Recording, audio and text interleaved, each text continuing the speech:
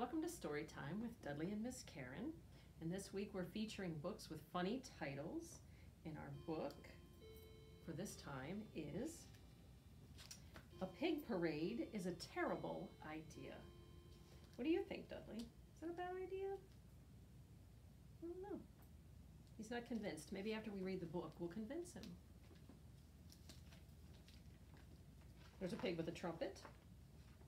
This is written by Michael Ian Black, illustrated by Kevin Hawkes. Like most children, you have probably thought to yourself at one time or another, I bet a pig parade would be a lot of fun. And yes, a pig parade certainly sounds like fun. It's even fun to say. Go ahead, say pig parade a couple of times. Pig parade, pig parade, pig parade. Fun, right?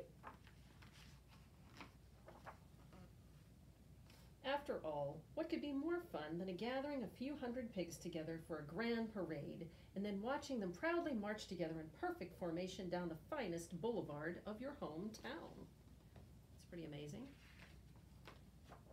On Allegheny River Boulevard, the only problem is a pig parade is a terrible idea.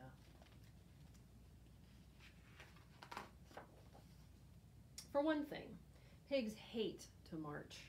They prefer to snuffle, which is kind of like walking with your nose. Snuffling is fine when trying to find leftover apple skins and acorns around the barnyard, but snuffling is simply an inappropriate way to conduct yourself along a parade route. That's just one reason why a pig parade is a terrible idea.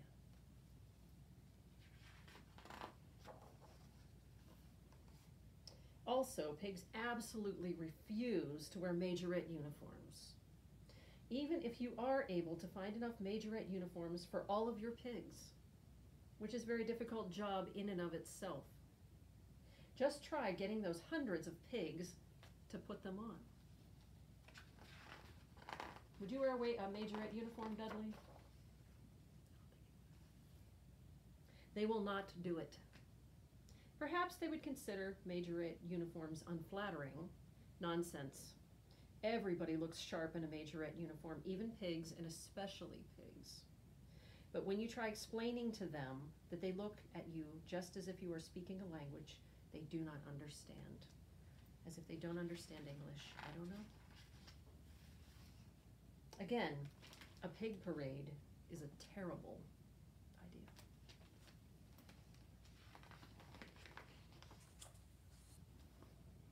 You cannot have a parade without floats, right? Well, forget it. Pigs do not care about floats. Pigs do not care about all the time and energy that you spend creating Three Little Pigs float or a Wilbur the Pig from Charlotte's Web float. In fact, the only floats pigs care about are root beer floats, which they love. That they would be attracted to. They've got the free root beer 2 liters down there. Then there's the matter of music. Pigs have a horrible taste in music. If you give a group of pigs marching band instruments to play, do you think that they play good, spirited marching band music? No, they will not. They will play sad, sad country music, ballads with titles like My Tears Are Wet 'Cause My Mud's Gone Dry, and I Just Want to Plop Into This Bucket of Slop.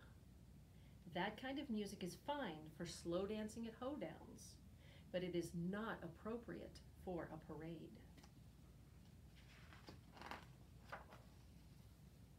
Face it, a pig parade is a terrible idea. Finally, there are the giant balloons to consider.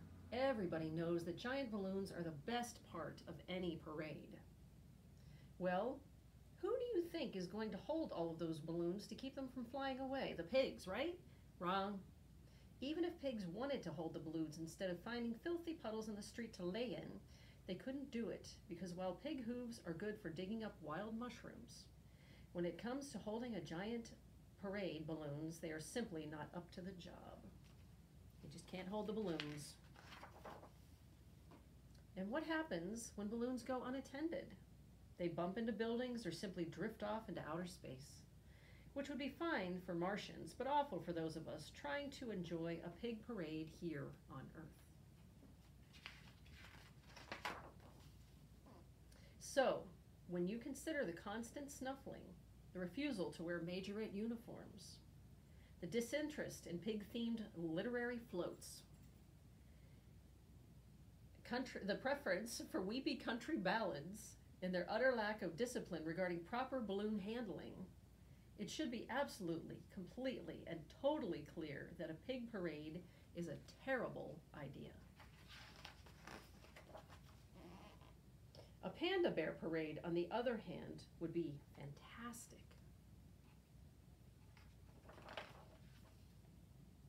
You think?